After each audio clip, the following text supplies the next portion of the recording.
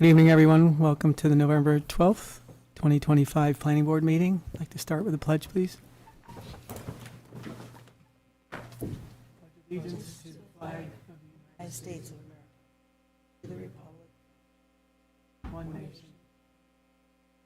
with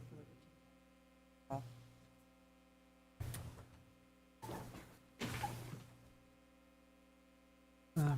A few announcements. First of all, your emergency exits are off to your left and right in the room. Restrooms are out the back and to the left. Please be sure to sign the attendance sheet, which is on the back table if you haven't already, before you leave. There are business cards with contact information on that same table, with contact information for the planning department.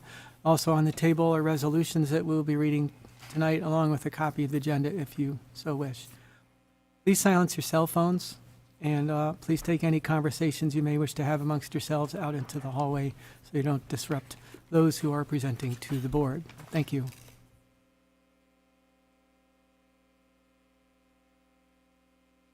We do have two meeting minutes this evening.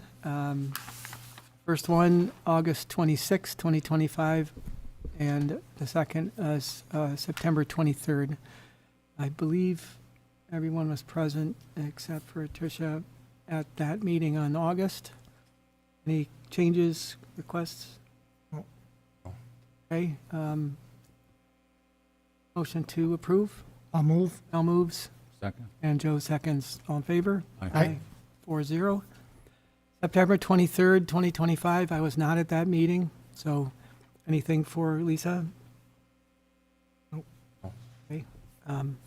Entertain motion for approval of that one. Joe moves Second. and Al seconds. All in favor? Aye. And I abstain, and as does Trish. Okay, that's approved. Correspondence received. We don't have any in front of us this evening. Board and committee updates. I don't see Mike Guinan here representing the town board, but Keith is here for our next update agenda for the next meeting. Keith? Good evening, everybody. Keith Maynard, Project Manager for the Town of Victor. Your next Planning Board meeting is Tuesday, December 9th at 7 p.m. New on the agenda is Good Life Collective is the first item with a public hearing. That's Eastview Mall. Applicant is requesting approval to establish a licensed adult-use cannabis retail dispensary for an inline store at Eastview Mall. This requires a change of use. The second public hearing is Centola site plan, which is on Baker Road. Applicant is requesting approval to construct a single-family home on 2 acres. This was part of the Vincent subdivision from 2024. Third item with a public hearing is the Barber site plan. Applicant is requesting approval to construct a single-family home on 18.2 acres, and I believe that is Strong Road, right? Barber? No, the Centola is Baker. That was Baker. Yeah. And then last new public hearing is Forte Studios LLC, which is at 1290 Blossom Drive. Applicant is requesting a change of use to convert a 9,870 square foot existing building space into a visual and performing arts center. Any questions on any of that? Plus any carryovers from tonight? I think we're good. Thanks, Keith. Thank you.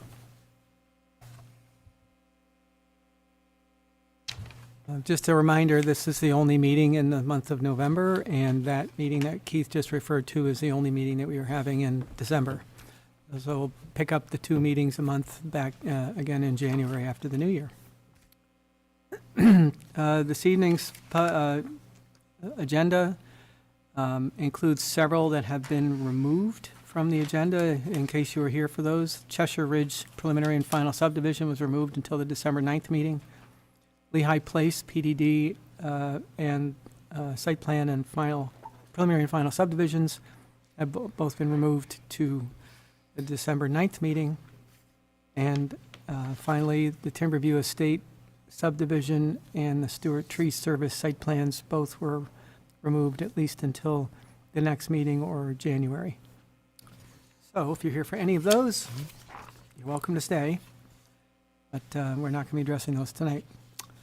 First up on the agenda, 7432 Modoc Road. This is not a public hearing. Applicant would like to demo the existing structure. Structure is greater than 50 years old in age and listed as having medium significance in the Town of Victor Historical Resource Inventory per Code 21150 if a structure is over 50 years old or listed on the Town Historic Resources Inventory. Code enforcement officer shall refer the application for said demolition to the planning board for its review and recommendations. Someone here for that? Step right up. You want to just outline your project and why you're before the board, I guess? Yeah, so we bought the property at the tax foreclosed auction. The property was a little in Before worse. you do that, just name and address. Oh, I so we can- apologize. That's okay. Colin Blind, currently 7432 Modoc Road. Yeah, the property's a little older than we expected as far as condition of the property. We originally wanted to go and fix it up and live in it. However, you know, the cobblestone walls in the basement are deteriorating. There was an addition put on in the back right of that photo that, like the cinder block, trees growing into it. It's all cracking in multiple different sections. So our plan is to demo this location and then build a home for my fiance and I about 100 feet or so behind it. Okay. And the challenge was the age of the home, obviously, and I know that Babette Huber has looked at this and said that it's not a resource, and you probably saw that in your correspondence. That's worth, that they're concerned about saving. Anybody have any questions for the applicant? Joe? From your description, demolition sounds like the right thing to do. I agree. No issue, no questions. No historical objections. All right. Trish? Okay. Pretty straightforward. Appreciate your going through this. It's something that, you know, code requires. But I have no objections to this. So this is not a public hearing, so I won't be opening it up to the public, but we do have a draft recommendation prepared for this one, I believe. So I'll read that, and you can be on your way. So, whereas on October 21st, 2025, the planning board received a referral from the code enforcement officer for structure demolition at 7432 Modoc Road, project site. And there are 1, 2, 3, 4, 5, 6, 7 whereases. Final one is the planning board has carefully evaluated the recommendation and comments from the Town Historic Advisory Committee, who noted not having an objection to the proposed demolition. Therefore, be resolved that the planning board recommends that the request for demolition of the structure on the project site be approved. I hear a motion for approval. I'll move it. Scott moves. Tricia seconds. All in favor? Aye. Carried 5-0. Good Thank luck you. with the home and congratulations. Thank you very much. Appreciate it. You're welcome.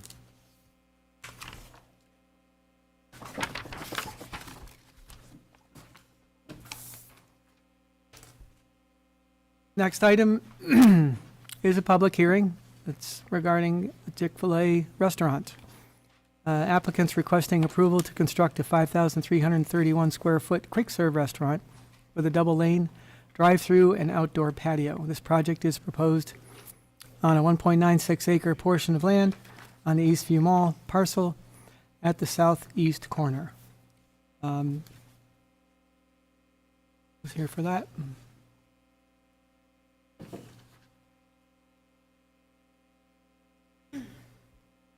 Good evening. Good evening, Mr. Chair, members of the board. My name's Rob Stout, of the law firm Whiteman, Osterman, and Hanna, project attorney. We're here for site plan approval and a public hearing associated with that tonight. As the board might remember, a negative declaration was previously issued.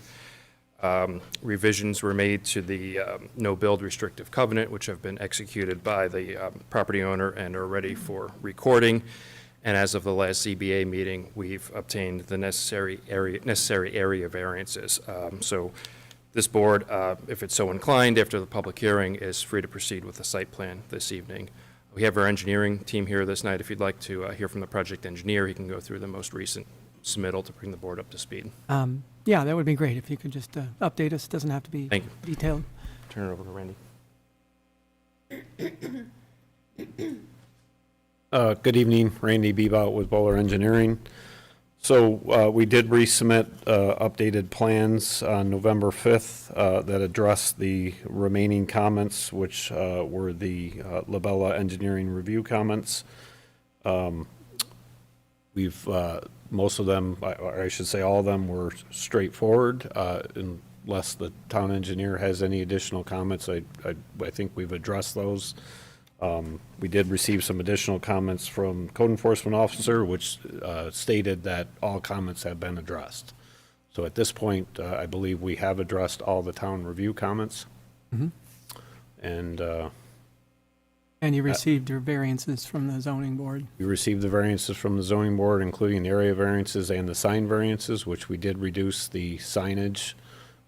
Just if the board's not aware, we've got one identification sign on the north side, one on the south side, and one on the east side, in addition to the welcome sign on the north side. So, yes, we did work through that with the zoning board. Okay, so to their satisfaction, you have been able to achieve the things that you needed to? Yes, that's correct. Modifications, so, That's correct. okay, With that, I can answer any additional questions that the board may have. sure. All right, I know, Wes, do you have any comments regarding their responses and how they were? Well, I can touch on one. We haven't had the opportunity to review the updated plan set in full quite yet. We are taking a look at the review. One of the things that we commented on is the landscaping that was, or the trees that are to remain, that are kind of just on the border of the limited disturbance. There is the potential that they may not survive. So the applicant has offered in their response letter that if for some reason those trees need to be removed, or if they don't survive, that they will replace them with something equivalent just outside of the area of disturbance. So that's what you have in front of you in terms of their proposal, Okay, if you're satisfied with that. Yeah, it was just a few trees, and I think our thought was, instead of showing them to be removed, let's see if there's anything we can do during the construction, and I think, at that time, a decision will be made, and we'll go from there. So I appreciate that it's going to be determined when you do the construction what trees on that edge are going to stay or go. And again, I appreciate similar species.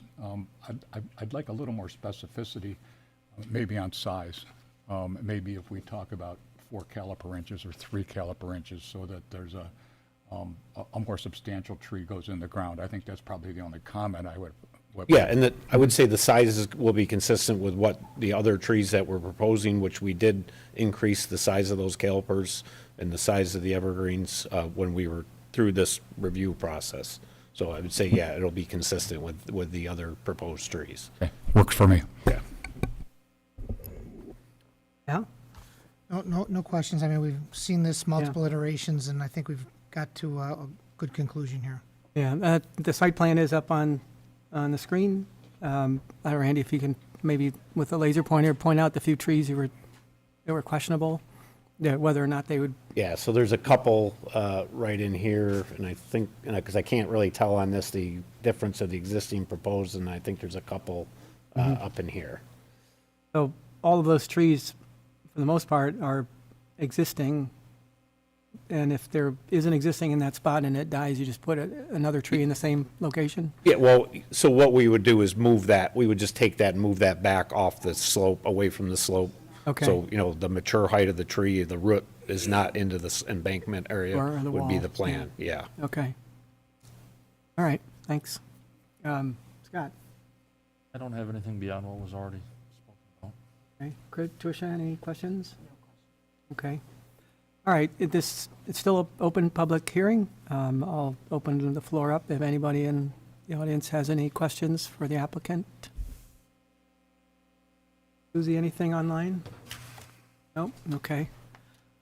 Well, as Al noted, we've seen this quite a number of times, and they've worked really well with us to get it right on the site, I believe. So pretty happy with that. I'll entertain a motion to close the public hearing. I'll move. Al moves. And Joe seconds. All in favor? Aye. 5-0 carried. Public hearing's now closed. Any additional thoughts or comments before we entertain a resolution for approval? Okay. I just had one comment on the draft resolution, the square footage of the building. There was just a minor change in that. It's listed as 5331. The current plan is at 5397. It was just a proto change. Okay. So Lisa I don't know will- if it's critical, but I just wanted to point that out. Yeah, Lisa will correct it. Okay, great. Thank you. No problem. Okay, well, I have a resolution in front of me, and you have a copy of it? Yes. Okay, good. So, for the Chick-fil-A Quick Serve Restaurant, 100 to 1020 Eastview Mall Drive, application 6SB 2025, whereas the planning board made the following findings of fact, and there are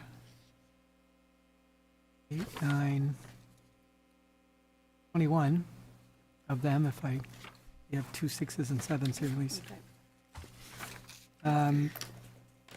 Including the receipt of area variances and variances from the zoning board.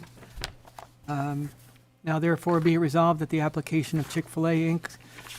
site plan entitled Chick-fil-A Quick Serve Restaurant, drawn by Bowler Engineering, dated February 18th, 2025, received by the planning board February 19th, 2025, last revised November 5th, 2025. Planning board application 6XB 2025 be approved with the following conditions. Conditions to be addressed prior to the chairman's signature on the plans. One is standard. Number 2, that the comments of the construction inspector in a letter dated August 28th, 2025 be addressed. Number 3, that comments from the Conservation Board in a letter dated September 16th, 2025 be addressed. Number 4, that the comments from the Fire Marshal in a letter dated February 28th, 2025 be addressed. Number 5, that the comments from the architectural consultant in a letter dated March 17th, 2025 be addressed. Number 6, that the comments from Labella Associates in a letter dated October 1st, 2025 be addressed. I don't know, Wes, do you have any update for that, or you all set? No update right now. Okay, Yeah. all right. Number 7, that comments from the code enforcement officer in a letter dated November 7th, 2025 be addressed. And most of, or all of these may already have been addressed, but That's correct. they're here for, as a formality. Ongoing conditions, number 1, standard, number 2, standard, number 3, that any exterior lighting be code compliant and approved by the code enforcement officer. 4, standard, for the building prior to start of construction for a building permit. Number 5, the building permit for the meal canopy. Do they need to be separate? Yep. Okay, that's They do. interesting. Because it's a freestanding structure? They had variances on Okay, them. They consider them got it. in the order. Mm-hmm. So a building permit for order point canopy be obtained prior to start of construction. That a sign permit be obtained prior to installation of any business use signage. Okay, isn't that already part of the variance from the zoning? What was that comment? Okay. All right, number 8, that if any of the landscaping fails to due to death or disease of any one of number of particular trees, shrubs, or bushes, the vegetation be replaced with the same or equivalent trees, shrubs, or bushes in a timely manner so as to provide the perpetual screening required by the planning board. Number 8, sorry. Number 10, I guess that's number 9. Yep, number 9, at the request of the Planning and Building Department, a pre-construction meeting shall be held prior to start of construction. Number 10, that a letter of credit for the project be established with the Town of Victor Town Clerk prior to pre-construction meeting. And be it further resolved that the Planning Board Secretary distribute the Planning Board's approval letter. So, Got another condition if you'd sure, care to entertain it. Bear with me as I try to read through this. At the time of construction where it is determined that existing trees at the periphery of the limit of disturbance must be removed, the developer must replace said tree with a tree of similar species to be located just outside the limit of disturbance. is that the same as the number 8, the one about the It's a little bit different. Okay, should we be replacing this with that? No. No? Just as a additional, okay. So that would be ongoing? Yeah. Okay, so that would be number 11 then. Okay. So, with that addition, do I hear a motion for approval? I'll move it. Scott moves. Joe seconds, all in favor? Aye. Carried 5-0. Great, thank you. Appreciate all the board's help on this. Thank you. Yep, and as well, your willingness to be flexible and work with us on the site plan. Okay, number 3, 7404 State Route 96 site plan. Applicants requesting approval to convert an existing building into an art gallery. The scope of work consists of converting the first floor into an art gallery space with an addition of 280 and I assume that's square feet, and a partial demolition of the existing garage structure to create a space for a new second-story deck. Good evening. Good evening. My name is Brian White from McMahon LaRue Associates. I'm here tonight with Susan Forrester DiMartino, our applicant for the project.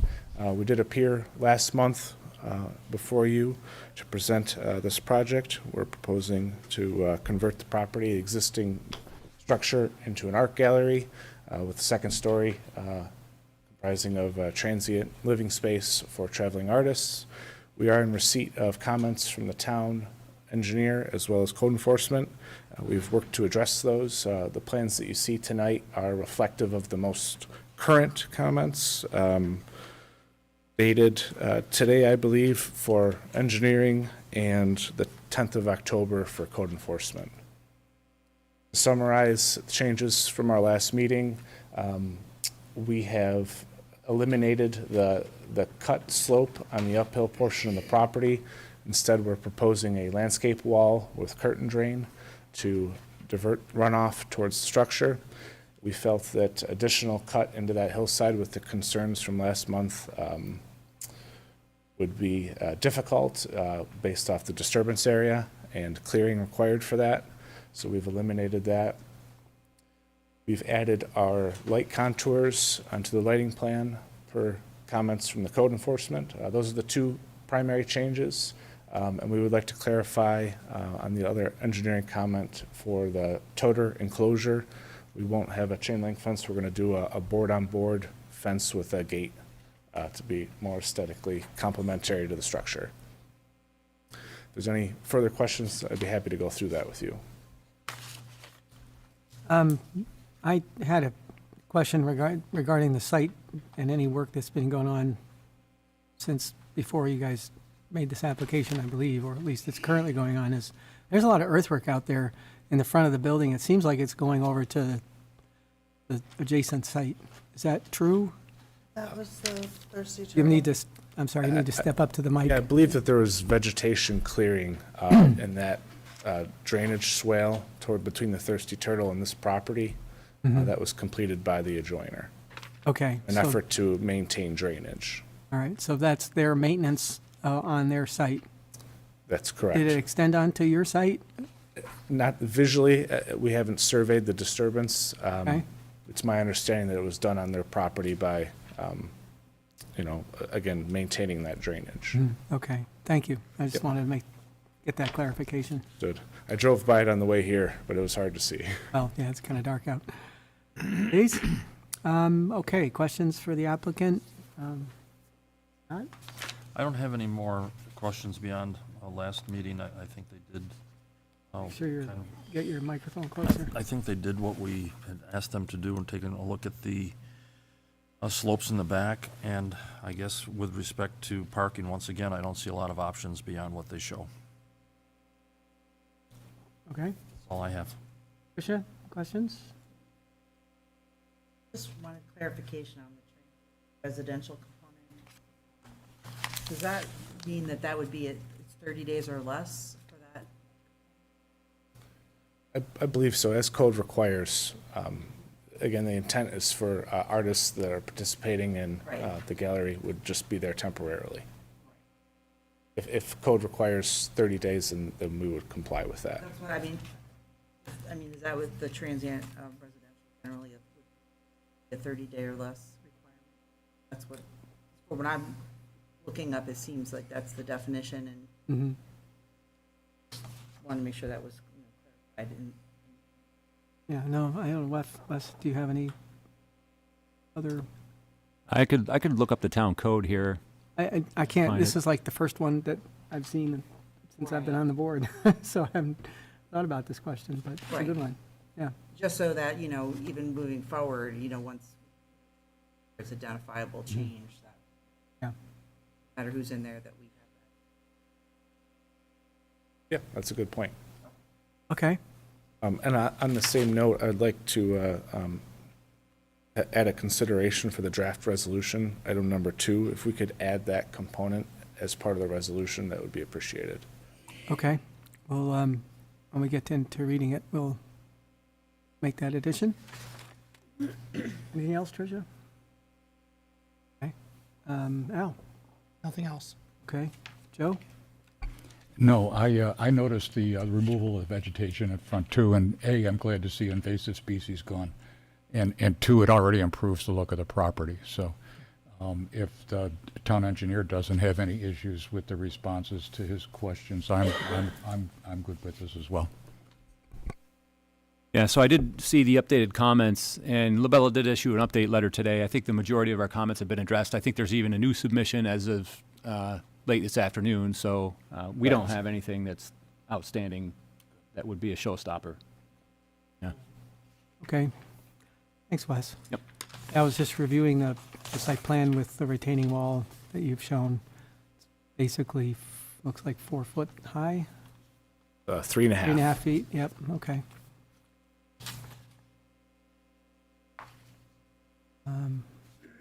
Other than that, I'm fine with the adjustments and what you've done with landscaping and grading, so. Okay. Any other last questions for the applicant? Public hearing's closed on this one, so, I'm good. all right. Well, in that case, we do have a resolution.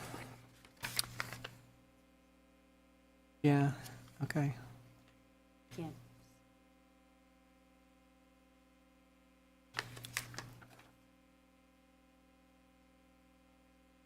Could you repeat again what it is you wanted to add?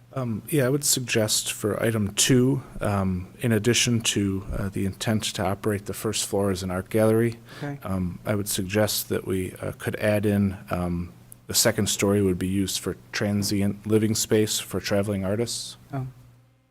All right, so you're looking to formalize it in the resolution? That's correct. I think that's a fine suggestion, and you could also add in there that the transient nature would be no more than 30 days. Okay, Yep. that's good. You good with that? Find the part of the code? I haven't, no. Okay, all right. Well, we'll put it on there, and if for some reason it's, Could we say within code requirements, as opposed to 30 days without verifying that? Would that be problematic? My research has shown that it is 30 days, is that's what that term is referring to. And you can clarify if I'm Yeah. incorrect on that, but that's what my What's the duration of time that you expect again? Again, I'm Susan Forster. I'm the, we're making this up as we go along. I was hoping to have an artist in residence program. So residencies, some are a month, some are 3 months, but if I am only allowed to have, 1 month, then I'm stuck with a 1 month residency. Yeah. And then, but then can I do it every other month, one a year? Yeah. So that's kind of a thing. I mean, the whole point of this was that so we could have a space that was, not that we will be doing one a month, that's kind of a lot, but it, one a year wouldn't be very great if it was just, 30 days, if it was like 30 days within a year. So how you can define that? It's more so just, one individual is staying for a year, it just changes the whole definition of Right. what that. Oh, yeah, no, it would never, ever be a year. This is like a residency so that we put out, these are artists from all over the world that are actually applying and will be paid to, a stipend of several $1,000s to come here for a select amount of time. So it would be a month. Realistically, a month where it would be a 4-week workshop with maybe 4 to 6 people doing a long project, so that they're working with that artist, and then the artist does the show. So it's, not a lot of people, and it's not an extended period of time, so. Right, I'm just saying that if we decide to use that particular term, that's what 30 days or less is associated with that term. So if there was any change to that definition or terminology, it would have to be reflected specifically. Mhm. Or if there was an interest by yourself to change the length of time that you're looking to keep an artist, we would have to revisit that as a board. And if there's a variance you need, or if there's a redefinition of the residency use, then we'd have to see if there's anything else in the code that applies to that. So for now, it sounds like we're looking at 30 days for any particular resident, and it's not a restriction of 30 total days in a year. Right, Yeah, okay. for that and one that's- specific individual. Yeah. Correct. Okay, yeah, and that's fine, that's Okay. fine. And they're not, they're just kind of like staying at a hotel for a month. They're not really moving, so there's that. How many That's where the- rooms do you have for that? I'm just curious. Upstairs, there's the 2 room, there's the whole upstairs would be, it's like a 1-bedroom apartment. Okay, so it would be Space. probably just the one individual at a time? Oh, yeah, no, okay. it's essentially, it's my studio, my equipment, that they're coming in and working within that, so, but one person at a time, we're not, Okay, is the idea, or the hope. Okay, well, we We're understand making it up as I intent. go and along, and, crafting it based on what I can do and can't do, so. Okay. Okay. Well, we'll verify that, but we will make the statement in here regarding that to be 30 days unless otherwise allowed in the code. That may be the best way to do it right at this point without having the opportunity to consult with the code enforcement officer beforehand on it. Okay.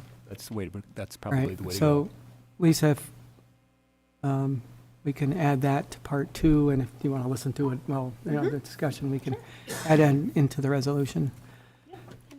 Okay, so this is the resolution for 7404 State Route 96 site plan, whereas the planning board made the following findings of fact. There are 9 of them, specifically number 2. We've had the suggestion to add to limit the length of time to 30 days based on what's required by the code for transient. What was the phrase? Transient, right? Yeah, transient and residential component. thank you. What she said. So, whereas the Town of Victor Planning Board reviewed the unlisted action on November 12th, 2025, and identified no significant impacts, now therefore be it resolved, the project 7404 State Route 96 site plan will not have a significant impact on the environment, and a negative declaration be prepared. And be it further resolved, the Planning Board allows the reduction in parking spaces from the required 20 total spaces down to 9 total spaces based on the business operation. And be it further resolved that the application of Susan Forrester DiMartino, site plan entitled 7404 State Route 96 site plan, drawn by McMahon LaRue, dated September 26, 2025, received by the Planning Board September 26, 2025, last revised November 7th. We changed that to the 12th, since they just submitted it today, Which one? last revised. That's right, November 12th, okay, got it. Thank you. So last revised November 12th, 2025, Planning Board application number 32 SB 2025 be approved with the following conditions. Conditions to be addressed prior to the chairman's signature on the site plan. 1 is standard. Number 2, that the comments from LaBella Associates dated November 12th, 2025 be addressed.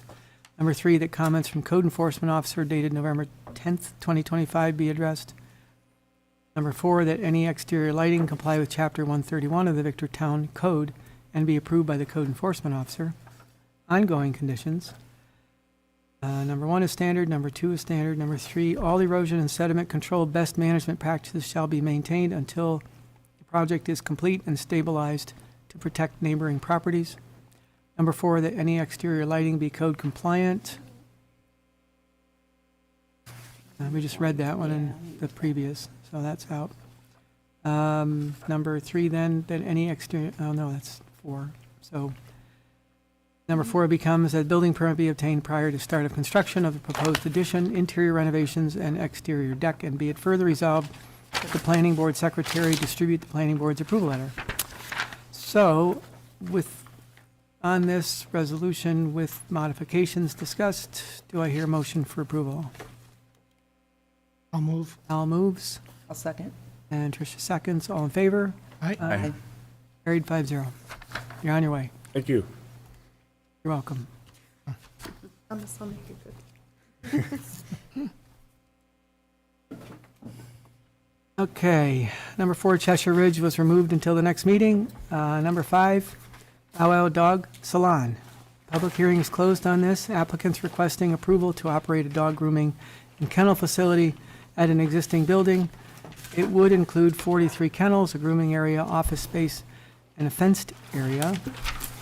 And I believe the only outstanding item was treatment of runoff on the site. Thank you so much. Terry Shannon on behalf of Bow Wow. Actually, Christian Dewar, who's been here as the architect, is not here tonight. He's at another planning board meeting. We did get comments back from the Sean Meenan, Director of Public Works. If you remember our last meeting, you did not have comments from him. You weren't in a position to comment on your acceptance of those. We subsequently did get, on November 5th, a formalized note from Sean giving us conditions as to what he'd be satisfied with. There were five items, if you have them in front of you.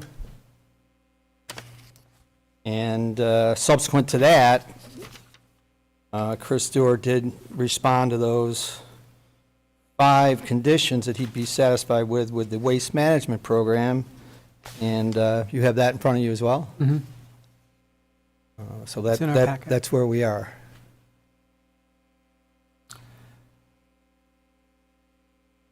Okay, questions for the applicant or comments on these items? Joe?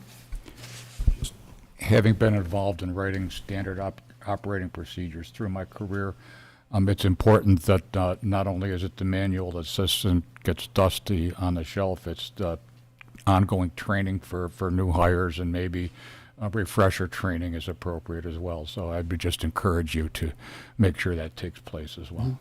Okay, anything else? Yep. Al? All set. Okay, Scott? I guess I can't find the particular item, but could you tell me what the waste management plan is for the site? Oh, sorry.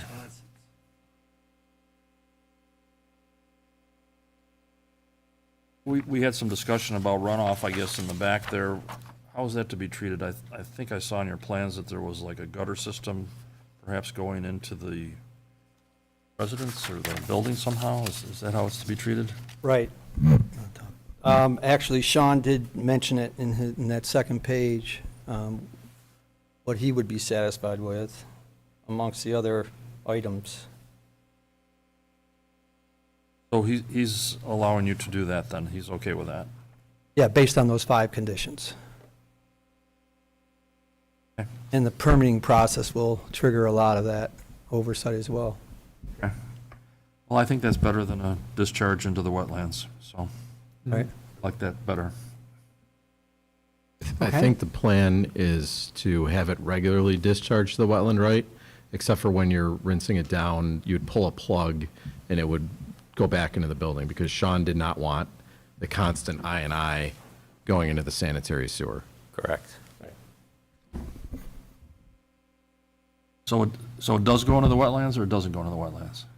Rainwater is going to end up going into the wetlands. When we clean it, we will cap it, and then it'll go into the sewers. I can share a little color, at least from the Labella Associates perspective, the town engineer. No pun intended. Yeah.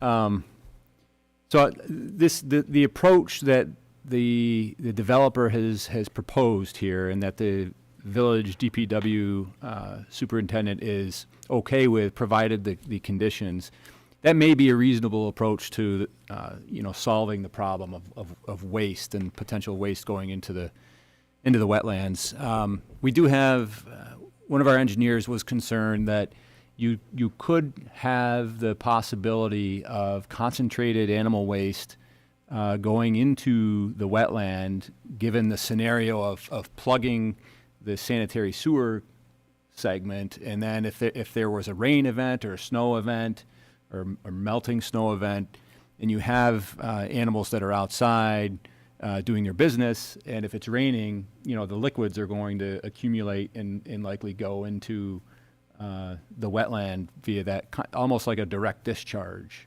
right? And I understand that there's going to be, a waste management plan with the solids, and I think ideally Labella would prefer to see that the asphalt may get ripped up and the stone underneath also be removed, and some sort of more pervious material with planting grass there would be a more reasonable solution, so that it's not necessarily a direct, you're not directing that animal waste right into the wetland. That's just Labella's 2 cents there. I think that's kind of what I see when I Yeah. look at the plans. Because from the standard operating procedure perspective, or whatever it is, from a reality standpoint, how do you monitor this effectively? Yeah. I guess being in this area of work, one of the things that jumps out at me is, the potential for a holding tank, and pump out the holding tank periodically. Where do you pump it to? To get a honey dipper. So like a septic tank? Right. So that there's no discharge to the wetland at all? Is that?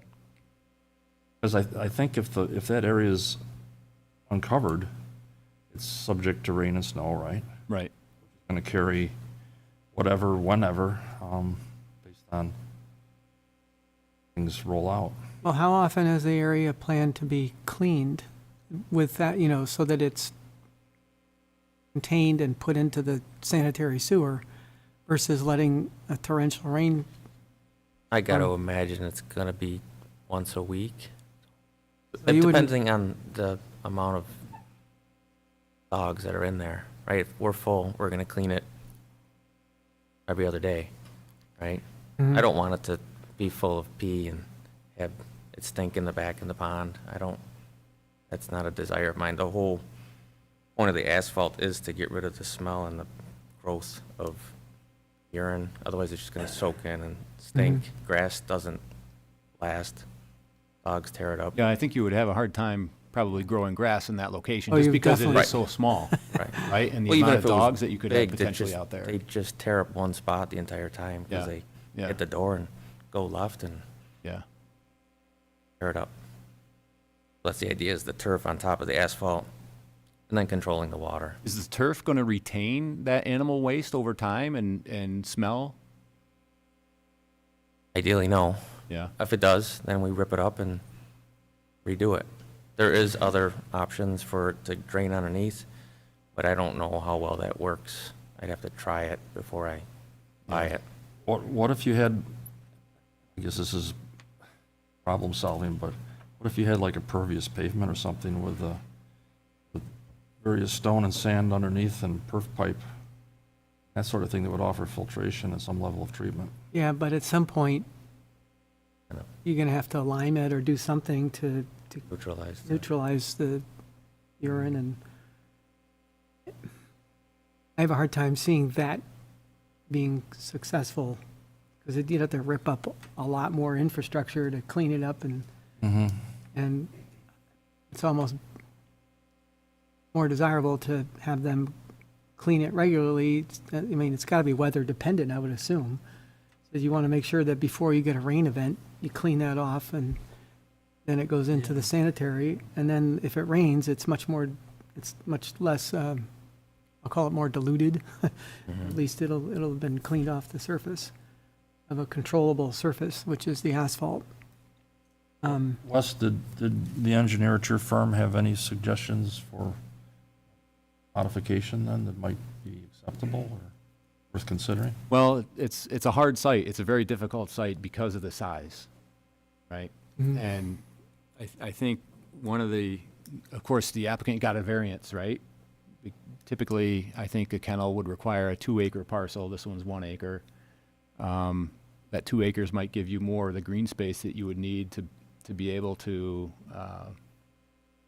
handle waste. Be less dense. I mean, the dogs will be a lot more area. No, we don't have a solution other than planting grass, but I think we also recognize that it would be hard to maintain grass there, given the nature of the use. Yeah. And what that area would be used for. I agree with that.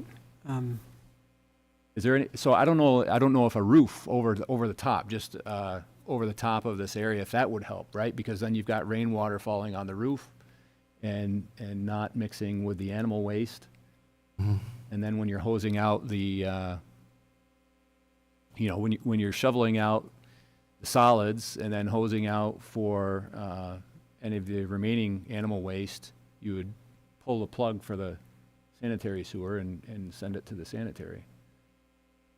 What is the plan for when you are shoveling out the solids? It says here, as much as possible.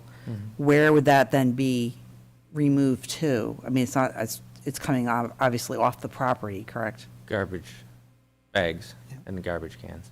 So just to like a The tote. Toter. Toter, yeah. okay. I guess I have one other question. This is maybe for Wes, and relative to the site and the wetlands. Is that a federal wetland or a state wetland that adjoins them? And are there any wetland regulations that would apply to this use? Yeah, it's a fantastic question. So there are state wetlands nearby. I don't know the last time the wetland has been delineated, especially at the location of where this parcel is.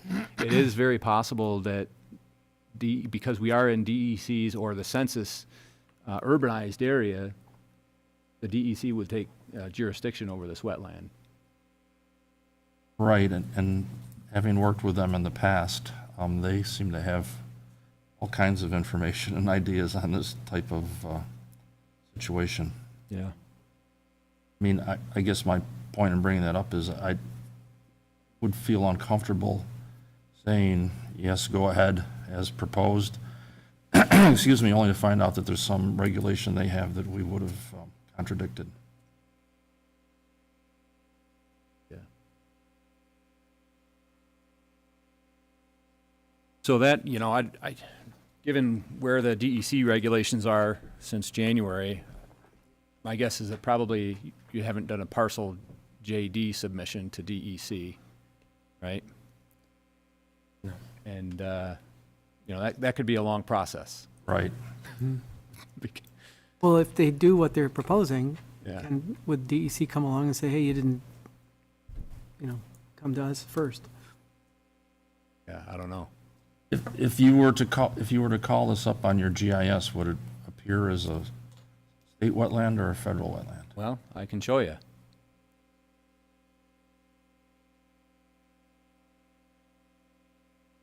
While you're looking that up, is there a way to make a performance approval out of this and have, I hate to do this to codes, but have them inspect it from, no. No. They delegate that to the planning board chairman. Yeah, I see that. You're chairman next year, is that it? Susie, could you switch so that my computer screen shows?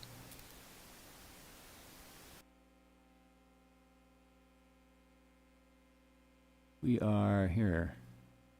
You have a layer that you turn on for that? Yep. So this is, I don't know if you can see my cursor. Yep, I think that's the building. So if I click on here, you'll see that. What's the purple there? So the purple is the informational freshwater wetland mapping layer. That doesn't necessarily mean that that's the boundary of the wetland, right? But you can see that's a layer that became more visible, I believe, at the start of 2025. Previously, the DEC had the mapped wetlands showing in this bright green, so that's on the opposite side of the railroad tracks, as you can see. Yeah. And then there are some federal wetlands, the darker green there. And now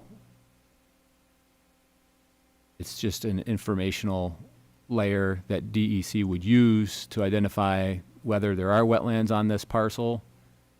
Well, they technically are not, based on that map, they're not. They're not discharging into a wetland. It may eventually get there, but it has to go underneath a I railroad. was gonna say, the railroad tracks would be a Embankment, natural barrier, yeah. I think, too. Yeah. No, I appreciate you doing that because I encounter this agency quite often, and I like to avoid issues. Sure.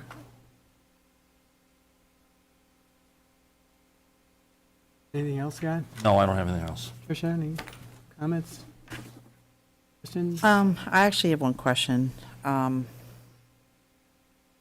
It says in the second point that the DPW may inspect any time, make sure the cap is on, and found at a place, the inlet pipe will need to be removed at owner's cost. So what would happen at that point if the inlet pipe had to be removed? There wouldn't be any discharge possible then if the inlet pipe What is that? Yeah, that's what I was trying to figure Yeah, out. So but what if is the you- actual consequence of that? The- Ponding, I guess. It would have to go in, yeah, ponding, an overflow of a curbing. Yes. And, unless it goes into the storm or the sanitary sewer, which is what the village specifically does not want. So. I would say it has to be maintained. And if inspection reveals that it's not being maintained, then citation and repair and remedy of it has to be Yeah. made. I think that the discussion's been good to the extent that this issue's been well explored, and it's a tough site for this application, but Yeah. I don't see anything there on the screen Yeah, that's a there's- red flag to me. It does not appear that, to me either, that there's a sensitive area just downstream of the outlet. And as long as they're cleaning regularly the turf or the pavement, it's not likely to be concentrated discharge, let's put it that way. Best we can do. Yeah. Trish, anything else? No, that's it. Okay. Wes, any other thoughts? Nope, that's it. Okay. Well, unless, Great if you guys, there's yeah, still more questions.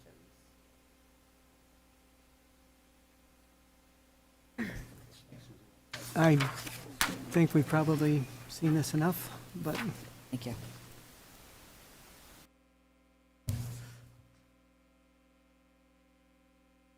do you have a, do they have a No, copy? they don't. Okay, we have a copy for you, draft resolution. All right, I'll read all these because it's not, that wasn't available on the back there yet, but, so, for the Bow Wow Dog Salon, 7235 State Route 96, whereas the planning board made the following findings of fact. Number one, site plan was received on July 8th. Number two, the public hearing was duly called, published in the Daily Messenger. Number three, the planning board held a public hearing August 12th and October 15th. Number four, application was deemed to be a type 2 action pursuant to New York State Environmental Quality Review Act regulations. Number five, Town of Victor Code Enforcement Officer reviewed the site plan letter dated August 1st, 2025 and October 8th, 2025 and provided comments. Number six, LaBelle Associates reviewed the site plan and provided comments in a letter dated August 11th, 2025. And provided comments. Number seven, Village of Victor DPW reviewed the site plan and provided comments in a letter dated October 29th, 2025, November 4th, 2025, and November 12th, 2025, and had no further comments at this time. Number eight, application was referred to the Ontario County Planning Board. Number nine, August 13th, Ontario County Planning Board referred the application back to the referring agency as a Class 1 with comments. Number 10, applicant received an area variance on September 11th from the Zoning Board of Appeals seeking relief from the requirement of a minimum of 2 acres for a dog kennel. Now therefore be it resolved that the application of Christian Dare? Doer, thank you. Site plan entitled Bow Wow Dog Salon Site Plan drawn by Christian Doer, architect, dated July 1st, 2025, received by the Planning Board July 8th, 2025, or last revised October 27th, 2025.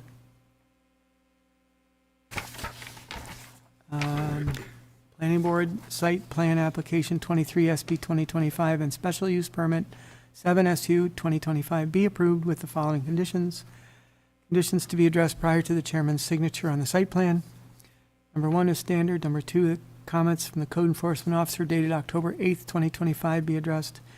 Number 3, that comments in a letter dated August 11th, 2025 from Labella Associates be addressed. Ongoing conditions that the site plan comply with Victor design and construction standards for land development.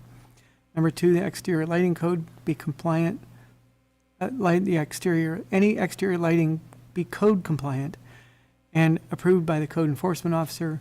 Number 3, that a renovation permit be obtained from the planning and building department. And be it further resolved that the planning board secretary distribute the planning board's approval letter. So on that resolution, entertain a motion for approval. I'll move. Al moves. And Tricia seconds. All in favor? Aye. Aye. Carried 5-0. Thank you. Hey, gentlemen, Thanks for your time. thank you. And we have one more item on the agenda as an application, then we have local law to review at the end of the meeting. So, Element by Weston at Eastview Mall. Applicants requesting approval to develop a new 4-story, 23,580 square foot hotel with 123 rooms on 91.4 acre parcel. It's located on the west side of the mall property on an existing paved parking lot between J.C. Penney and the former Lord and Taylor. Mr. Vars. Good evening. Evening. Peter Vars from BME Associates, appearing on behalf of the developer and the builder. Fred Lehman from the builder is with me, and Mr. Dower from the developer, the owner, is with us also this evening. So this project's been ongoing for almost a year now. We last appeared before this board back in February, so 7 months ago. We held our first initial meeting with the board back on January 14th of 2025, and at that time we reviewed the site plan and the various components of the site plan review process. We submitted additional information on February 18th in response to comment letters, board input, whatnot, and appeared before this board on the 25th of February. And as part of that, we had provided for that 25th was the full architectural renderings of the hotel, plus this board had requested the photo simulations of the appearance of the hotel from 490, Target, Home Depot Center, Route 96, and at the High Street intersection. And we provided all of those for the board, and those were reviewed at the February meeting. Subsequently, back in May, we did provide some additional photo simulations as the board requested to see. I'll call it the nighttime version as it relates to that. Where this all led to was a couple of things, and subsequently in Labella on June 26th, they issued a letter to the board basically going through their review comments and identified that with the exception of the sign package, pretty much everything had been addressed. The outstanding item between then and now, though, was resultant to the pump station capacity, PS19 as it is all known. It's the public pump station that's over by LLB. We subsequently met back on the 22nd of September, so 6 weeks or so ago, with the town to discuss that pump station, its capacity. The town engineer had provided information as they have started to get into the capacity component of that lift station and what would need to be done as an upgrade. And so that is ongoing discussions as it relates between the town the property owner and the builder. But what's important to that is I point out to Labella's comment from their June 26th letter, where they do state that if the board decides to issue site plan approval, they recommend a condition be included within the resolution indicating that a certificate of occupancy for the hotel not be issued until such time that the town engineer confirms that PS 19 has been improved and has capacity for the flows from the hotel. And we agree with that condition. And it's logical in the fact that it allows this process to proceed. The board could complete the seeker process because it does put the onus on the fact that the district, the sewer district, would have to would not allow the connection until such time as the capacity is addressed. But it does allow the applicant to proceed with very important steps that they need to do that site plan approval secures for them. It allows them to pursue their financing, but most importantly, it keeps them in, I'll use the term, in the game with the brand itself, with Marriott. Marriott themselves gets anxious as it relates if they see something, progress not being made. So what we are hoping is that, given what we have done over this time and the fact that the developer and the builder have engaged with the town on this issue, there's been no dispute, I guess, even about, we even came up independently with what the percentage of flows were, in that there's no dispute about the fact that the pump station needs to be upgraded, that the board would complete the seeker process and proceed with site plan approval. So with that, myself or any others could answer any questions that you have. Thank you, Peter. Appreciate the summary, bringing us up to speed. I guess, Wes, where are we with the pump station? Is it, I mean, it's a mandatory thing that has to be upgraded at some point, right? Yeah, there've been instances in the past, namely somewhere around a Black Friday event, maybe 3 years ago or so, where the pump station PS 19 was at capacity. Mhm. Right? It was, it could not accept any more flows. So, given the proposal here, we know that there would be an adverse impact to the sanitary sewer system, Mhm. right? So I think one of the ways to get to an approval, a conditional approval, would be to consider issuing a condition neg deck, right? Because a neg deck itself assumes that there's not going to be a significant impact. So if the planning board is not inclined to give a neg deck due to the adverse impact to the sewer system, we know that the project would overwhelm PS 19. If you want to consider a condition neg deck, we'd need the applicant to submit a long form EAF.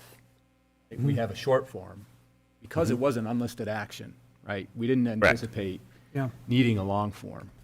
But the condition neg deck requires that a long form be used. And it also requires that a coordinated review be done, right? Mhm. So if the applicant wants to provide a long form so that the planning board could initiate that coordinated review at the next meeting, and reach a final agreement with the town, with the applicant contributing financially to the cost of upgrading that pump station, expanding it in order to avoid those potential significant impacts, I think then you can issue that condition neg deck. Mhm. So, but there's some steps that you would need to go through to get there. So in terms of upgrading the pump station, how does that process work? How does the money work? Where do we go? And is it likely to be upgraded contiguous with the development of the property? I mean, I'm just not sure how all of that would work. Yeah. Well, the town estimates, I think it was 1.4 million for replacement of the pump station. That includes a new wet well, includes backup generator, And I think the town has set a position, I don't know exactly what the financial number is, but has set a position and presented that to developer to participate in the cost of making the new pump station a reality.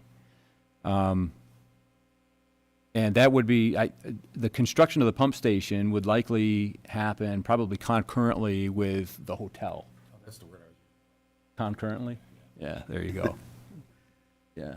So is it likely to occur? You know, you hate to see the developer go down this road and there be questions or issues or the terms of the financial involvement not being satisfactorily. I understand we need to get the way cleared to make this happen, but if it doesn't, then we've put the developer in a bad spot because the pump station doesn't get done. So the town's capital improvement plan didn't identify this as an immediate action, but the town has known for a while that at some point this pump station needs to be replaced, right? It's just this project is kind of necessitating the advancement of the replacement sooner rather than later. So it will happen at some point. And you know, I think the town wants it to happen. Right, they want the pump station to be improved. They want the hotel to come to town and So there's an incentive from the town and the developer to make this. Yeah. Yep. Yep. If I may, a few things, and I guess I'll start there and work back. That's correct in the fact that there is the incentive for both. This is very similar, and this is why I don't think we have to go down the path of a conditional negative declaration. This is very similar to the board taking action, acknowledging that highway improvements have to take place. And the fact is that as the site plan condition will go on and read, it says, right, these improvements are acknowledged that they need to be made, and you know, go get your DOT permit to do it. But site plan approval and seeker is not held up until you get that DOT permit. But on the other hand, the C of O is conditioned on it. That's exactly what Labella says in their June 26th letter. It's really a similar process. You know, where this is a little different, though, to the good, is on the one hand, you have the owner that has been in the district since 1992 and has been paying district fees for O&M of the lift station. They have been paying taxes for 30 years for this exact scenario, which is, hey, facilities need to be upgraded. So the point being is through the district, there's a financing mechanism for this. And as I mentioned in my presentation, you know, the number is, we acknowledge the hotel adds 12%. That Labella in our office came up with. Different ways we got there, but we both ended up at 12%. And that's what the applicant has said, is, okay, that's our contributing flow. That's the logical contribution to the upgrade. So it's in principle in place, what we have to do. Just like I just used, we tend to deal with traffic more than maybe a pump station. Just like we will sit there in principle agree a left turn lane has to be constructed or something like that. That's the mitigation to the potential adverse impact. So the point is, yes, there may be, we agree in the fact, as Labella has identified, that if there's conditions today that result with that lift station such that there is the potential for an adverse impact if this hotel were to be approved as is, no contribution or no rebuild. But the point is, the mitigation's been identified, and it's been clearly stated. PS 19 has to be rebuilt before any additional development on this property can occur. And everybody's agreed to that, and as I said, it's even worked out to what that percentage factor is for this applicant. Well, Peter, all that makes sense, and I have no issues with any of it, right? But in this particular case, right, the town would have to fund the other 83%. The district. 88%, right? The district The would. district. which is a farming, and Farmington's part of that, so. So, and the only concern there is somehow that gets bogged down, right, and that Oh, prevents. without a doubt, yes. CLO, and then we're in a That's quagmire. exactly right. The owner and the builder know that, right? What- You know, I guess, I'll go back to traffic. We've done projects where, when I say we, you know, applicant here in this town, where the state needed to do improvements. And you understood, you had to wait for the state. They understand that PS 19 has to get rebuilt. And as, you know, Wes pointed out, is this project actually brings the impetus for that to happen sooner than later. Versus, no disrespect to the town of Victor or the sewer district at all, but I know from our meeting in September, as Wes stated, you know, PS 19 is not even on the list. Just because, while, yeah, it's at capacity, it's not creating as many headaches as maybe some other facilities are. And that's Well, my concern, right? right. It remains down at the bottom of the list, and that creates a hardship. But this project actually moves it up the list. So, Wes, correct me if I'm wrong, but we met with the town attorney and he advised us to go the route of a conditional neg deck. Yeah, that was one of the suggestions that the attorney made. Yep. I mean, we can prepare a long-form EAF. That's not an issue for us at all. Yeah. And I'd have to check about the coordinated review, because I'd have to go back and check if we did that already. Because I know, even though it was unlisted action, I'd have to look if we actually identified a coordinated review to be done, because I have this suspicion we did, It's possible. you know. It's possible. But either or. But, I mean, the point is, even with doing this, with the coordinated review, we don't have to have the 30-day wait for lead agency. The lead agency has been, you know, you've been designated lead agency since February. Yeah. So we're fine there, so. And then there's the public comment period on a conditioned neg deck too, a 30-day comment period for seeker regs. So it's a little cumbersome. They are. Yeah. Yes, they are. And I don't remember another time where we've done a conditioned neg deck, and you can only do conditioned neg decks for unlisted actions. That is correct. Correct. So we would never consider this for a type 1 action. That's right. And maybe with what Mr. Maynard said is possibly maybe what we should do is have a call with the town attorney also. I think that kind of put all of our heads together on I this. believe he reached out to you a few weeks ago. I don't know if you Yeah, had he a chance did. to- We've been playing phone tag Okay. ever since. But yeah, he did call me last week to discuss this, yes. I don't think that would hurt. I think Labella would be happy to be on a phone call with the applicant, the attorney in the town, right, to find a reasonable way to move the project forward. Right. Right. Exactly. And that's what it's about, right? Yep. I've I don't think tonight the anticipation was to issue a neg deck, right, or to move forward. Correct. In We any understood fashion. that also. Yeah. So yeah, I think between now and December, that gives us an opportunity to, you know, put our heads together. And if sooner than later, you might have some opportunity to have that time to put the long form. Probably would do that to Yeah. hedge our bet, Right. so to speak, right? Yeah, gonna and that the long form is not going to help us identify anything we don't already know. That's right, exactly. That's Yeah. why I don't mind doing it. Yeah, it just happens to be part of the secret regs. It's and- just the process, so we make sure we check the box. Yeah. Yeah. I mean, I haven't heard anything you've presented in the past or tonight that tells me that the board is against or even has a Right. issue with most of the items on this project. And it's an informal, I won't call it a poll, but an informal comment about how we feel this opportunity is. And, you know, with the Bass Pro coming and everything else, there's a lot of dynamics going on at the Exactly. mall that is encouraging. Exactly. So I think you have the board's support in terms of this application. It's a matter of how do we go across the finish line and make sure that everything is Right. hunky-dory. And, yeah, that's why Copacetic. Mr. Lindbeck and Mr. Gleaner are correct, which is, Yeah, we've done the heavy lifting. We've, Yeah. yeah, we- and the we've talked. town has an important role to play in this, and we Right. have to be sure.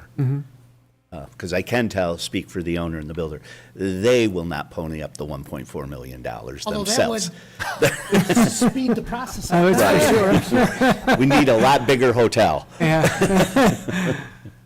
So, yeah.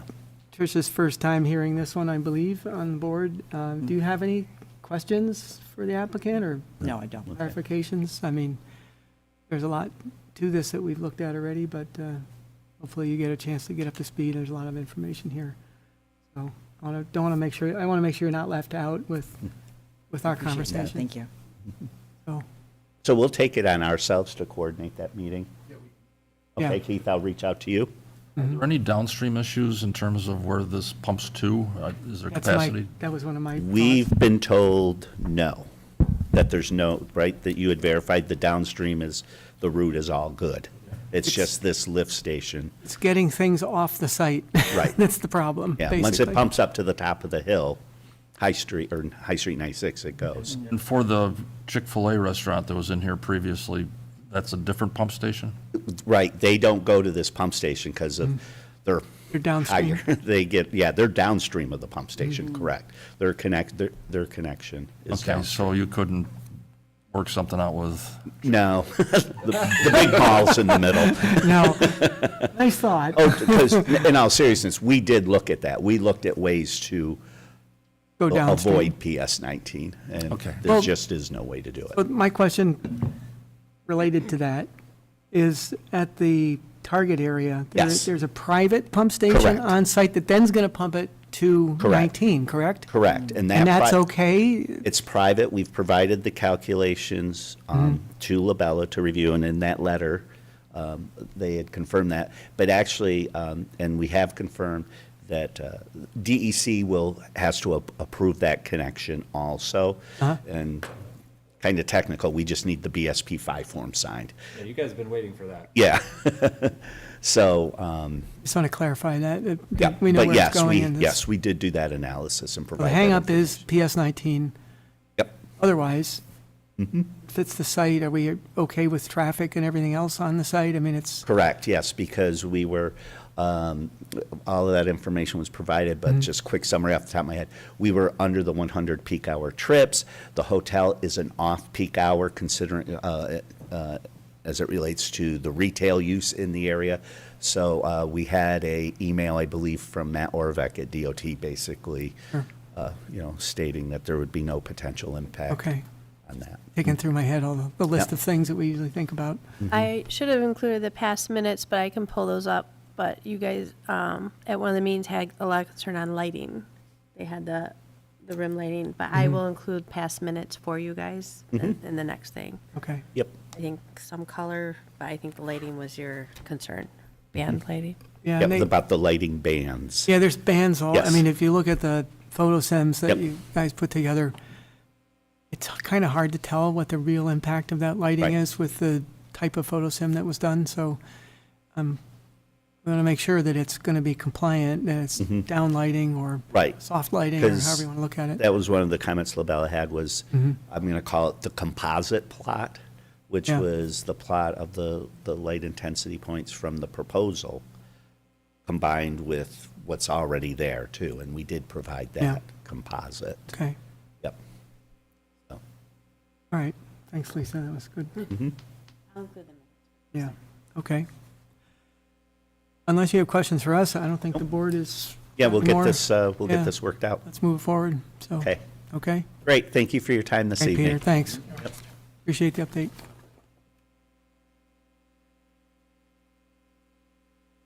All right. We do have, the town is interested in adding a district to designate the Eastview Mall as being within a commercial center zoning, and that means creating a new zoning district. You've gotten copies of those the papers from Lisa. I don't know if, Wes, you want to outline this? Yeah, I've got a PowerPoint too. Of course you I do. figured I wanted to talk 45 minutes or so. Okay? No, not 45. That'll get to the over-under You there, got the Al. 100 slide version today. Skinning it down. That's pretty fast, 100 slides in 45 minutes. Dave's like, what? Dave's here.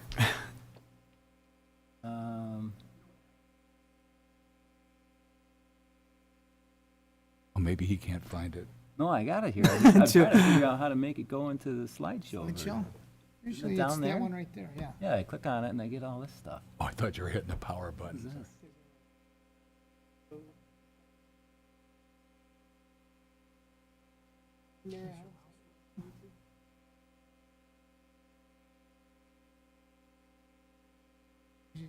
You just tap on that and, Yeah, right. That's. there you go. Hey. I don't know what happened.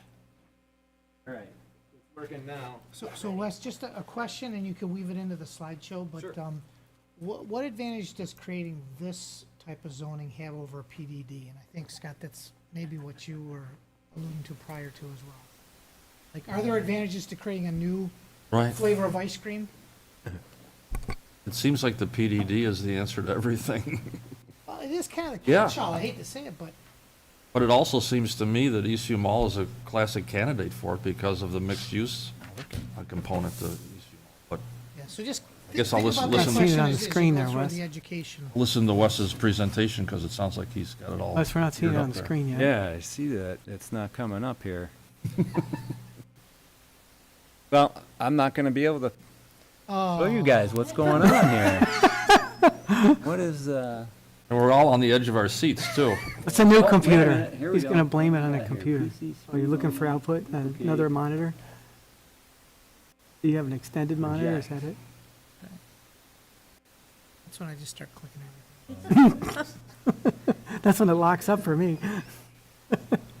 hold on. Mirror? What if I duplicate? Yeah. Try that.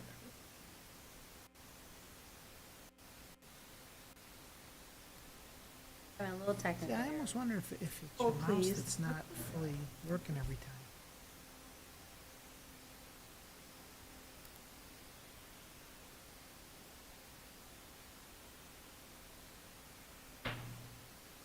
No. You know what? All right, we'll just go backwards maybe and. All right, let's talk about the new commercial center zoning district, right? So we've talked about this before. A few years ago, we kind of recognized that the commercial district in the town of Victor is in different parts of the town, right? You've got that northern quadrant, northwest, where ECU Mall is, where the stores, Hobby Lobby is, and also Walmart, those particular retail establishments. And then you also have that same commercial district at the corners where Delta Sonic is and Wendy's, Oh. right? And then Main Street. also there's a small portion, Victor Chevrolet is in the commercial zoning district. And then there's a small portion also opposite Phoenix Mills on the other side of town, the east side of town, on the north side of Route 96. So you've got some smaller sites, and then there's even a small commercial area, commercially zoned in the hamlet of Fishers. So there's a big difference between those types of neighborhoods, right? And so we kind of, back in 2019, the town adopted a mixed-use overlay district for the Eastview Mall area that dealt with uses only, right? To allow for a combination of different types of uses that have some sort of synergy, that where a developer would submit a mixed-use plan for review by the town board and also the planning board. So the thought was also, because that mixed-use overlay only dealt with uses, to create a new commercial zoning district called Commercial Center Zoning District, which dealt with the dimensions. The building height, the lot size, the lot frontage, the building coverage, and that sort of thing, so that in really the overlay, it's not an overlay, the new Commercial Center Zoning District would be coterminous with the mixed-use overlay district, right? And I wish I could show you the map, but that's not, that's not going to happen.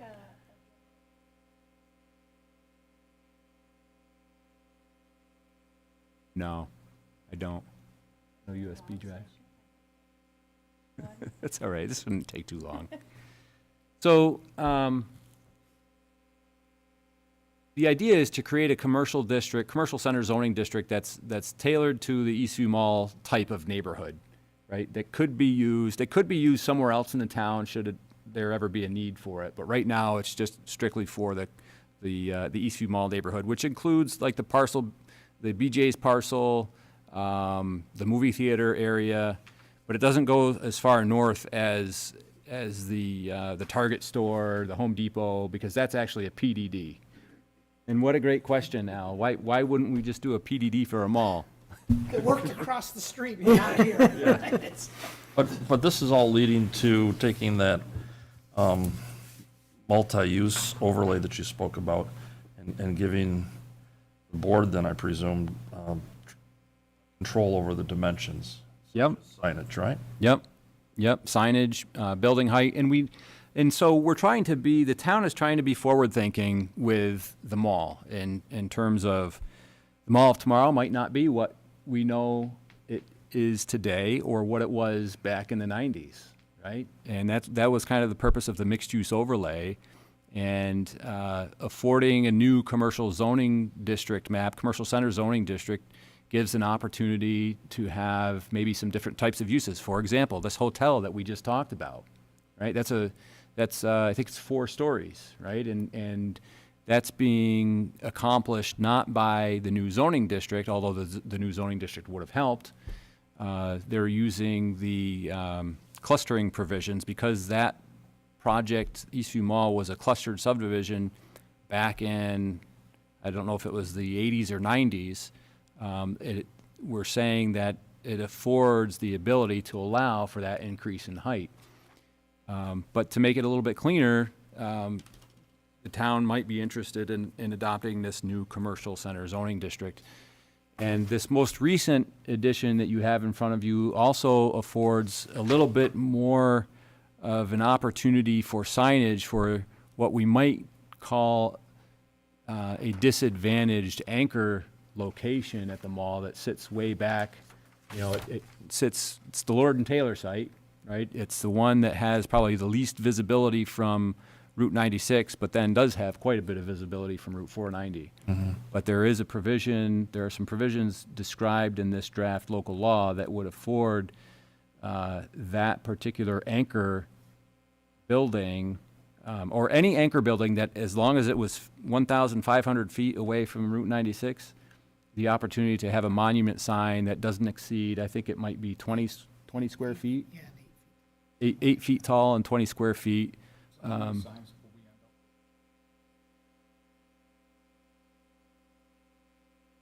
Just one additional, this would afford one additional monument sign for that. For all of the stores? Nope, Per applicant. just for an anchor tenant or an owner occupant of an anchor store or an anchor at the Eastview Mall itself. My question is, how many qualify for that? One, Do we end up with? One.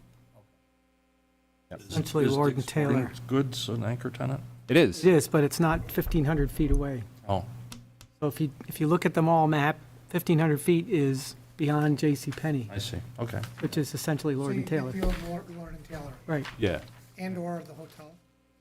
Well, the hotel. not an anchor. Yeah, the way the language is described in the draft local law, it's got to be an anchor tenant that is attached to the mall that allows for pedestrian ingress and egress indoors to the rest of the mall. Okay, Yeah, so the hotel would not qualify for that signage. so I'm not opposed to anything I read Yep. or what you just described, none, right? But I'm still back to, seems like an awful lot of formality around, we're solving for one location. Yeah.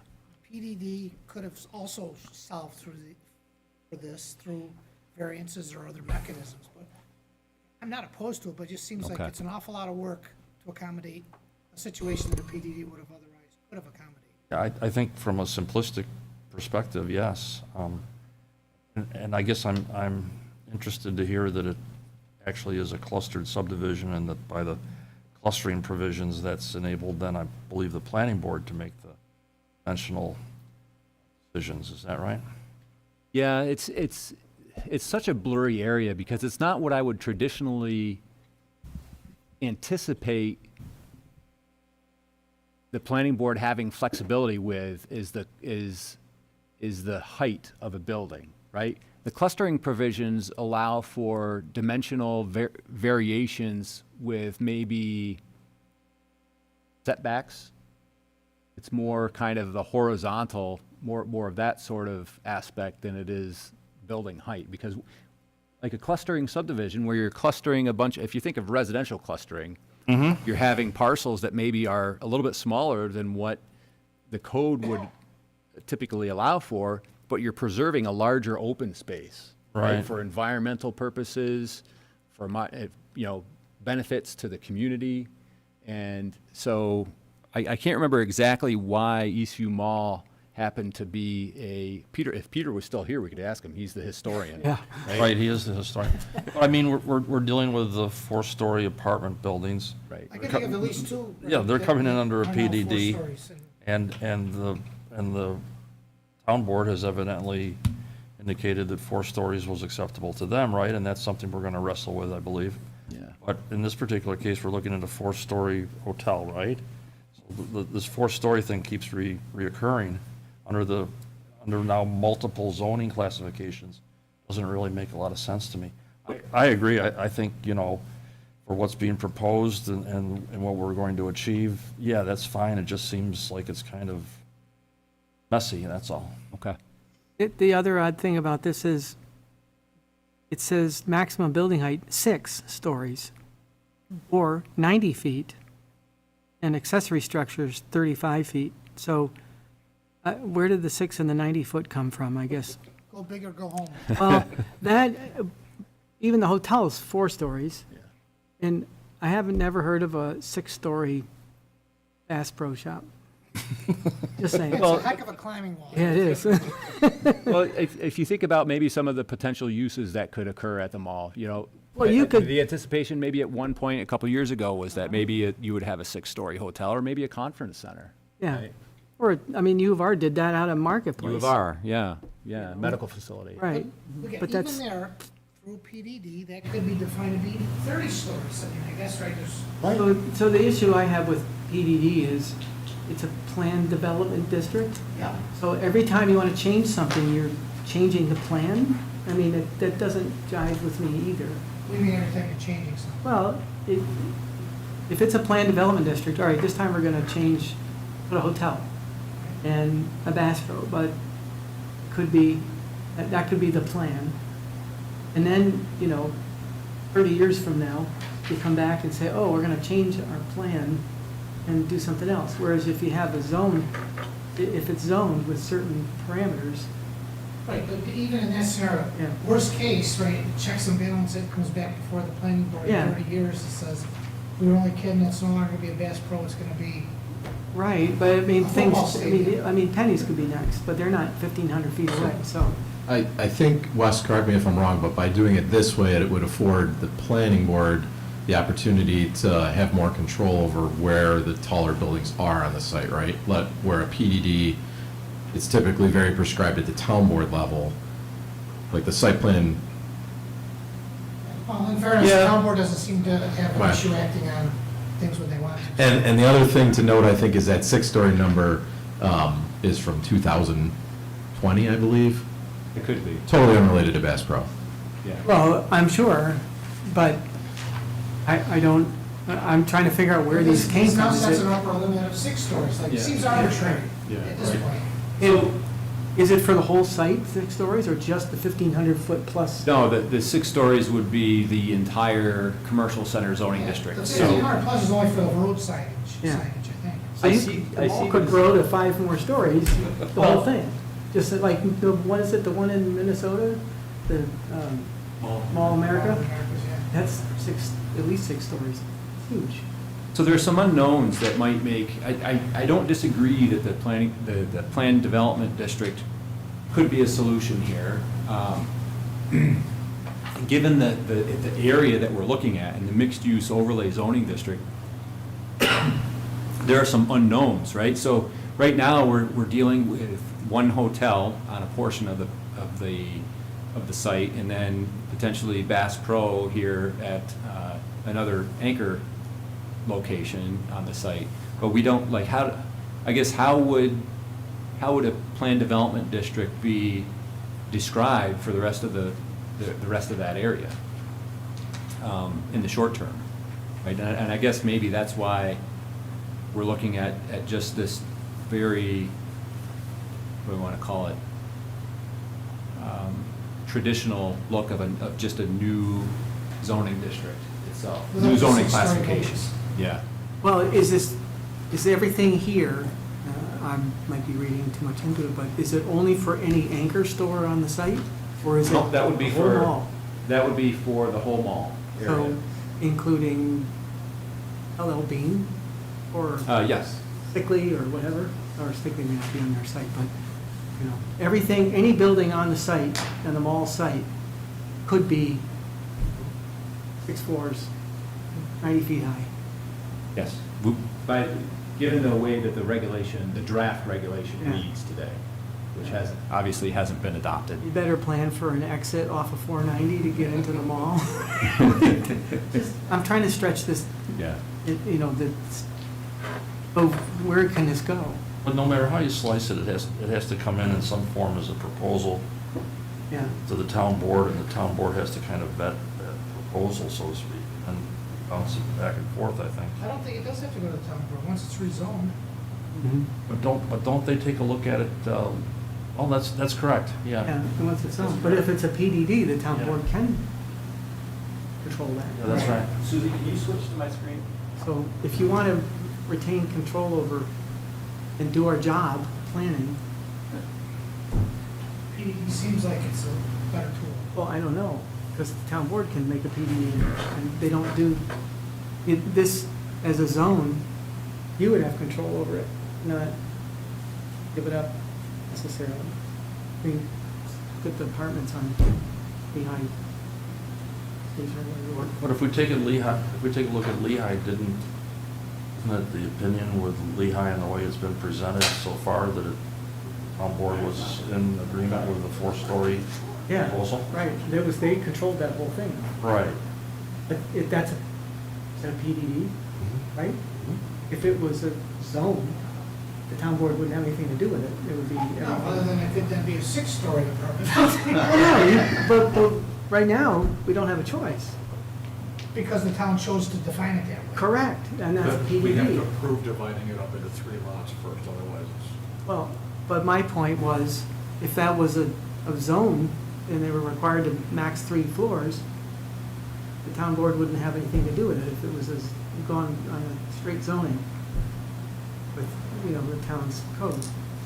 And if you create a zone, a new zone, you review it as a planning board, the town board wouldn't be taking control over the lead agency and all that to rezone it, so. I'm looking at both sides here, you know. Like I said, it's not the principle that we're trying to be flexible, trying to create opportunities for Right. further development. Again, I'm fine with that principle, just do we need the added complexity of another zone type? And if the answer is yes, that's the best option. Yeah, I agree with that. So if this went through and then the project came to us, we would then potentially have the ability to approve something up to 6 stories. Yeah, you'd have to look at this and say, how much traffic is 6-story buildings at all anchor stores? right. Whatever, Yeah, gonna create, environmental impacts. yeah, there's all of that. Whereas a PDD, you have to look at all those environmental impacts every time you change it, and we may not have control of that. Right. The only other thing though is I would say that, 6 stories does fundamentally change the character of this area. For sure, the mall. Well, yeah, that's what I mean, this area, the mall. Yeah, right. But I think if there's reservations in that regard, I think you ought to convey that to the town board, right? So if you feel like maybe if this is something that you're okay with, or okay with, provided that, maybe it's 4 stories, right? I can speak to the 6 stories. You want to step up? Sure. Well, yeah. I'm pretty sure I'm correct with this. John Dower with Wilmerite, one causing all this trouble. Do you understand where we're all coming from? I do, and I think I've been cleared up. I believe the 6 stories is coming from the grade change. And the goal was to have the same height as cobblestone. So where Hobby Lobby is and that, if you compare it to Eastview Mall, that would be 6 stories on Eastview Mall's property. to Wow, get the so same they'd be height. looking eye to eye with I Hobby think Lobby? that's where it came from. Zip line between them. Yeah. Because they were talking about height and that type of thing, but I think that's where it came from. I can tell you, as of now, and there is no discussion or intention or anything to have any other stories on it right now. It was more of, this whole process, I think, was more of creating cooperation with the town and balancing that with speed and flexibility to not miss windows of opportunity.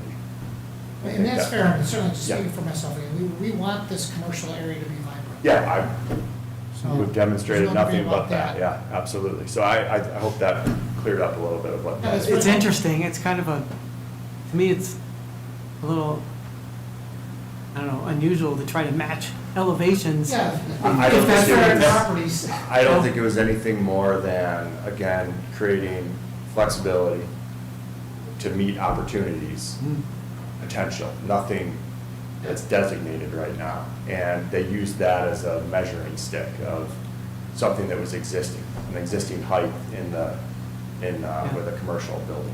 But again, part of the, I'll call it the beauty of the mall is it's depressed. So if you're on 96, you kind of rooftop level, you Yeah. don't really hardly even notice the mall. You kind of look over it and you can see trees Yeah. beyond and, okay, there's 490 beyond Yeah. that, but still. Once you start putting, As soon as I put a tower up there, I mean, you can imagine, you can have valleys and commercial districts up on a hill. You're gonna have like a 50-story building to meet something, you know what I mean? I think that's just how it came up. It's an There was- interesting Yeah. conundrum, I guess. And the only thing where I could say it could potentially be applicable is if you put the lobby of a hotel on the floor level of the mall and then went up above it because of lack of green space and parking and that type of thing. But you're talking about a hotel, not, 1 million feet of 6 levels. Yeah, I could imagine on a site like the mall, Yeah. there's a low spot, Weston, or, that kind of thing, and then you got Von Mauer, which towers over everything. Maybe meeting that elevation, I think everyone's depending on open where to you those are. discussions. This spot would be 6 stories, this spot might be 3 stories, you know what I mean? Because it's higher Yeah. grade. Again, I think the whole point of this was to have flexibility and speed in cooperation with the town. So I think these are all great conversations to have. Yeah, and so I think that the conversation about building height and number of stories and feet and all that kind of stuff, I'm a little concerned about putting that in there, because then somebody's gonna say, yeah, we're at Penny's, and we're not gonna grade Penny's ability to succeed, but if somebody came in saying they wanna buy that building from Penny's and say, all right, we wanna put 6 stories up there, 90 feet high, is that a Well, it thing? still comes down to all the approvals that you Right. have. to Yeah, but influence. in my experience, it's harder, right, the more you memorialize. fixed Memorials is limits. certainly, yeah. I mean, if you say, here's our envelope, this is where they're gonna go every time Actually, until they'll we go get 7 it and ask for the down. waiver, because that's only one Oh, foot okay, more right, than yeah. the zoning accommodates. Not trying to give you a hard time, just, it's a conundrum we've found ourselves in more than once. Sure. And more these days with the number of floors on certain apartment buildings and things, when the town really is kind of defined by 2 or 3 stories, not 4, and could be 5 or 6, Over on School Street, and look at that apartment building, that's huge compared to anything else in the village. So, Yeah, I can assure you, there's no intent to do anything outside of the norm. Now, Yep. this is just, the way the business works is the window's open, and you have a certain amount of time to jump through it, to grab that opportunity. So we're trying to find a path of flexibility, speed, but in cooperation. yeah, I wish we could put it in here that the board has some flexibility on building height and number of floors, and not say, maximum of 6 and 90 feet. Appropriate for the location. or site Location, yeah, of- right. And then at least they're welcome to come along and say, all right, yeah, I mean, the planning board should be able to evaluate it as a planning agency. Well, maybe there's some opportunity to craft some language there where, Yeah. you know, something that, we can have a provision in there, maximum height to be determined by the planning board, Mhm. but no event shall be larger or taller than 5 stories or 4 stories. Well, Or then six. you're limiting it. Right. I mean, I would say no you know, whatever this number is, we would have to say it's gonna be up to, perhaps, but not, that's not cast in stone, that's not a, you know, not gonna, it's not a guaranteed, you can have this number. Basically, up to 6 stories conditioned on. planning Condition board on approval. planning board review and approval and evaluation and seeker and all that kind of stuff. I mean, it's just, We were successful in the dialogue we had with Weston about the 4-story hotel, the fact that it's in the depression. Yeah, of course. And it was a good discussion. The siting was perfect for the Uh-huh. height of the building. yeah. And given, you know, that opportunity to have that discussion again, I think is where we want to be. Yeah, I mean, but honestly, I mean, Bass Pro has that nice tower in the way they've designed it anyway. The one, in most Bass Pros, they have a big tower with their name on it. I don't want to see a 90-foot tower over that Gordon Taylor building just because you could go to 90 feet, You and me both. right? I mean, so, Yeah, and again, I Yeah. don't think that's the intent. The intent Yeah. is to just have flexibility and then working with, in conjunction with you guys. and I'm happy with them being visible, you know, and coming up with something aesthetically applicable to the site, and that you can see past Von Mauer, and you can see Bass Pro's back there, and then you got the signs that we just talked about around the mall. So, I'm concerned about this. We need to have language that makes it clear that the planning board is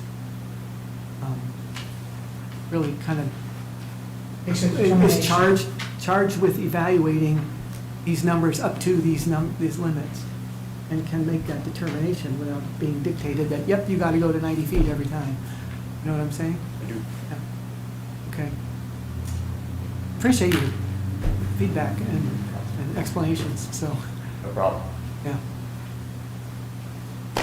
All right, well, I don't know if you can reflect that to the board in a meaningful way. Yeah, yeah, I can actually, I'll put a memo, I think I can put a memo together. Yeah.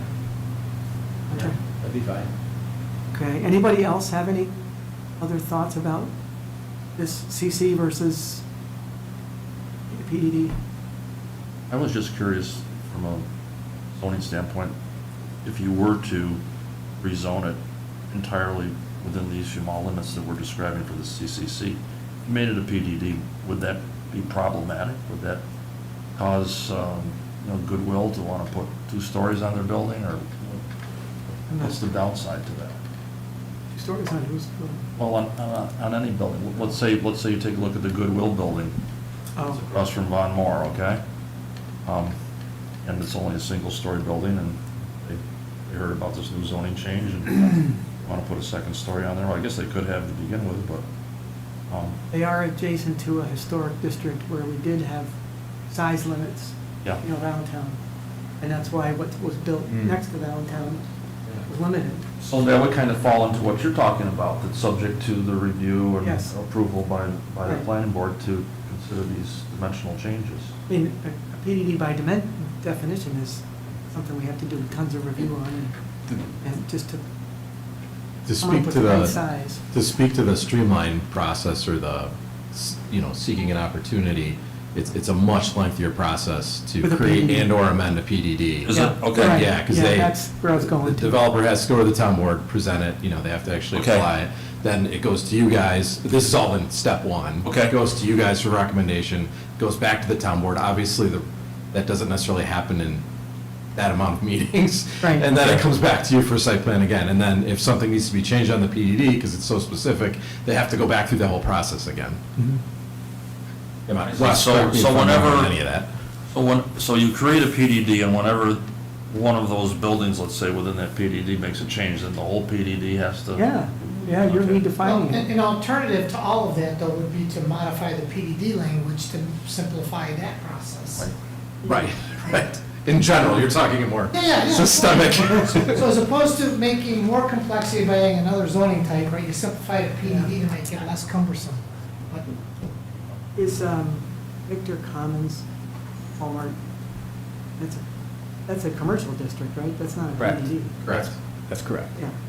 And so it's not being designated currently as a, what is this, commercial Commercial center. center? Yeah. But it could be, because it has that kind of discussion language in the resolution, or the code, I guess, or the explanation for what we're doing.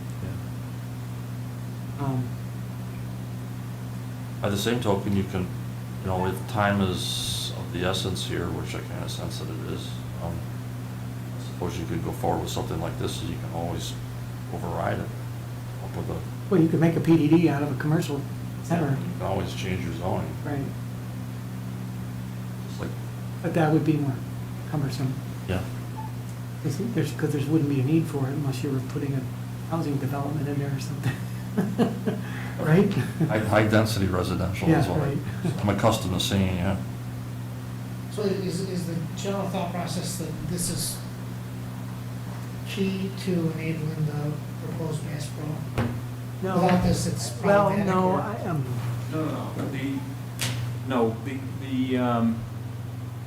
This amendment, these amendments aren't necessarily required or needed to facilitate Bass Pro. Okay, they okay. could come in and do something right now. Yeah, okay, that's, I'm just trying to make sure that this isn't an impediment to progress, right? This is a commercial building to another commercial building, right?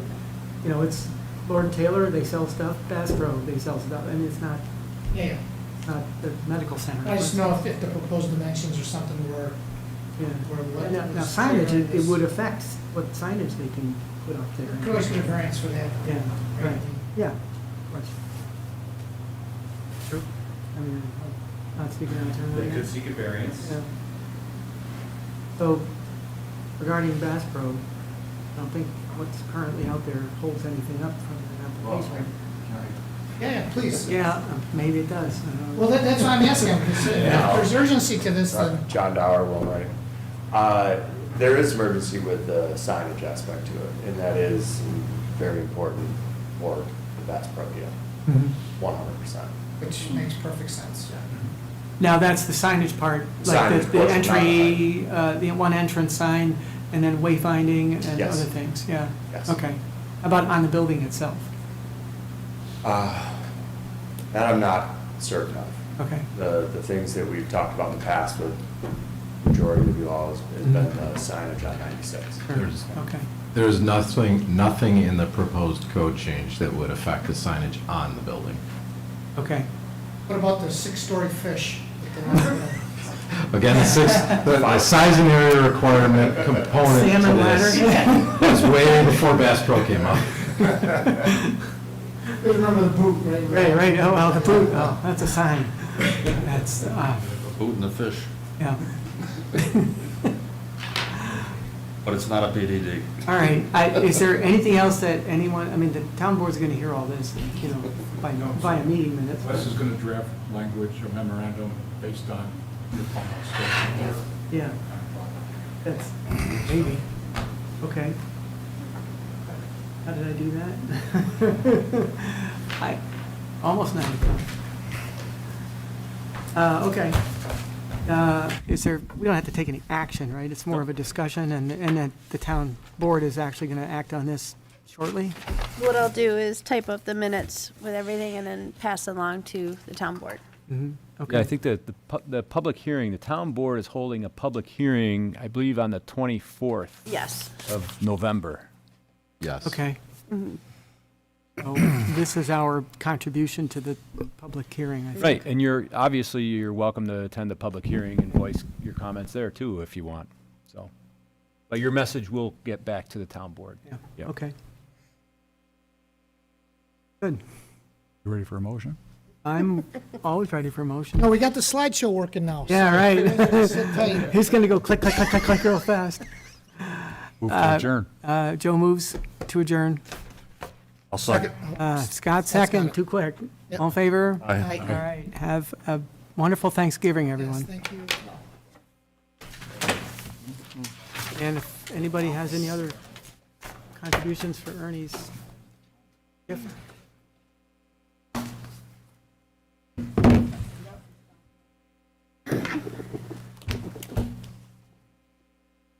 In the Bow Wow Salon, in the zoning discussion, I'm burned out.